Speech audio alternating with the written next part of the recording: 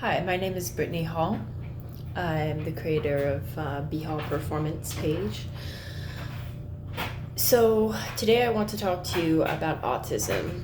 Did you know that autism is mostly just caused from the vaccines, and that autism has become crazy common now from the 90s and 2000s and now later 2000s.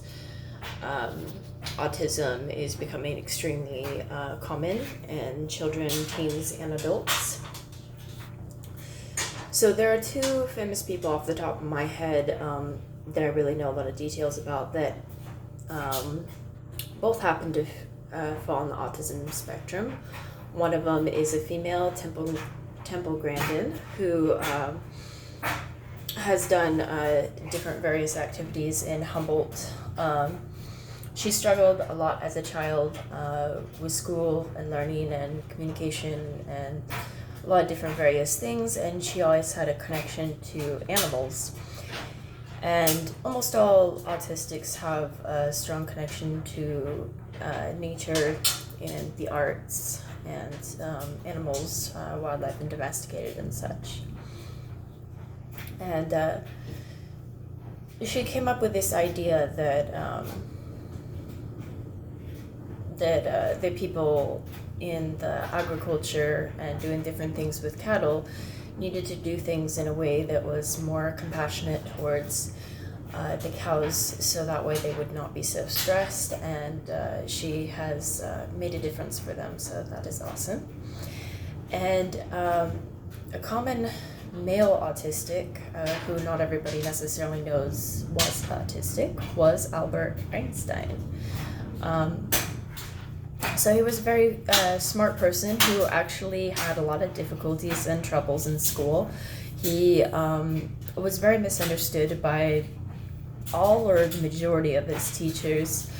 And he said that, when he was a kid, he really hated school because there was a lot of people that really didn't understand how to respect and help people who were different, especially people who were autistic. And so for people who are autistic, some never verbally communicate and others can learn to do so. There are many different levels of autism, and high doses of the omegas are very helpful for people with autism. So what if I was to tell you all that I am also one of many people who has a more mild form of autism. I struggled in school. The truth is, I never really liked school. I always needed extra time on tests. If I wasn't given extra time to do all these tests, regardless of which subject it was, even if I had interest in the subject, I would get so nervous and uptight that I would freeze and have a hard time thinking. I really had a hard time with memory, not just during test time, but really with a lot of different things in school. I really felt a lot of anxiety, stress, confusion. I don't really know how else to describe a lot of things. Really everything that I learned to do took a lot of hard work and time and practice, so I used to have a really hard time balancing, and that was something I practiced a lot. I used to color outside the lines when I was a child because I couldn't see where the lines were as an elementary school child, not because of autism, but because of my poor eyesight. And the thing about the autism for me was, I don't think I really knew, or other people, even in my family, really knew that I had a mild form of autism for the longest time, because In females, they are a lot of times shy, and they a lot of times don't have anger behavioral problems that get them into trouble or get them to necessarily fail school, but they could still possibly have a lot of struggles in school because maybe there's certain subjects that they can do well on and certain subjects that they find very boring and hard to understand and maybe need extra help and extra time.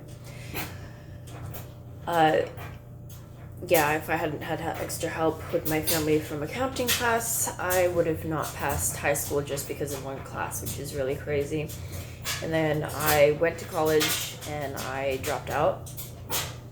And I actually found that I learned a lot more when I went to visit Macau and mainland China, when I volunteered at a variety of places, when I worked at a variety of places, and made friends from various states and countries. That's where I found a lot of my gifts and talents and passions, and realized that the regular school system was not for me, especially the college level stuff where you have to pay a lot of money and just deal with a lot of lectures, a lot of tests, and not much else.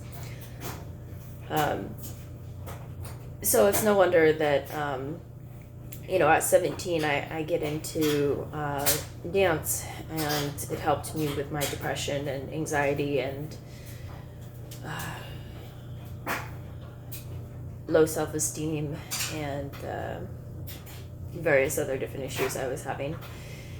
So dance is a way to express yourself without words, which is why a lot of people find that they can do things like dance and martial arts and yoga and various other different things, sometimes with sports and other different things that get the body moving, because they naturally a lot of times can catch on to how to do that stuff a lot easier than many other things. So I first taught dance at 17 years old, privately for free to friends at their homes or at mine. And I did that until I was 24, kind of off and on, and worked a variety of jobs that I hated and was let go from many jobs because I wasn't making them enough money, and I really hated some of the jobs I had because I was poorly treated, and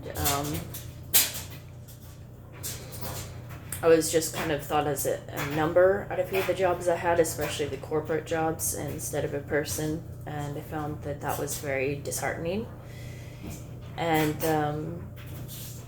so I've been thankful to have been given the chance to be able to have performed and taught dance since the age of 17. I started getting paid for dance classes at the age of 25.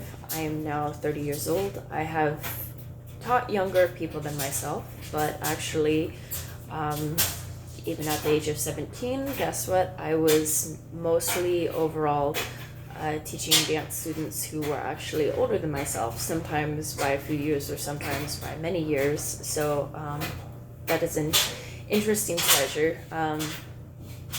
I've had the chance to teach and perform at a variety of places. I did a dance performance at Bollywood Cuisine in Eureka. I did a dance performance at one of the breweries in Eureka. I did a dance performance for at least 2 different cannabis dispensaries. One of them was the HPRC, The Connection, where I was teaching classes for a while and taught Bollywood dance class there, which was a blast. I wish I would have gotten to teach there longer without dealing with the rudeness from the people that were in charge and acting like I wasn't making them enough money, because sometimes students would have to go to class or visit family or friends or be sick or have different schedules, different weeks, but they were pretty regularly coming, just not always the numbers they wanted all the time. I found that I really liked teaching and performing dance in nature the best. Actually, I really liked doing photo shoots in dance costumes at different places in nature, near the beach and the ocean, near the forests and such. And yeah, I've taught dance classes at gyms, but I didn't like it. I found dance studios were better, but overall nature has been my best place to teach and perform dance classes. And I've done small groups of people, but what I've done most often is taught classes to people at a private level, where I usually am just doing one person at a time, or sometimes a couple people at a time, but most commonly teaching one person at a time privately. And you know, for others and myself both, it's been such an incredible experience, because you not only are giving your heart a good workout and, you know, relieving stress and tension at a physical level, but also on a mental, emotional, spiritual, and social level as well. So it's really incredible that dance kind of does all those things. And yeah, I'm so thankful for all the subscribers on my channels and all those that view and love my videos. But yeah, something I can say though is I haven't told everybody that, you know, I have a mild form of autism. Some people I don't tell at all, because they just think that, oh, you struggle with some things, so then that means that you can't do anything right, you're not normal, you don't look like you have issues. And, you know, it's a bizarre, crazy deal that people will always judge you based on how you look, for better or for worse. Yeah, there was a few different people I remember meeting in my lifetime that were like, what, you don't look like you have a disability, but here's the deal.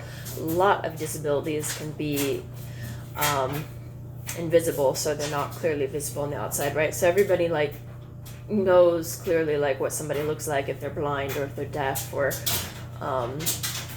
they're in a wheelchair or something, right? Like a broken leg or something. But if they suffer with a variety of other issues, it might be really hard to tell fully what their deal and their story is, because a lot of things are very invisible unless you really truly know what you're looking for, basically. So I hope you all have a wonderful day, and hope you enjoyed this video. Thank you for watching. Bye.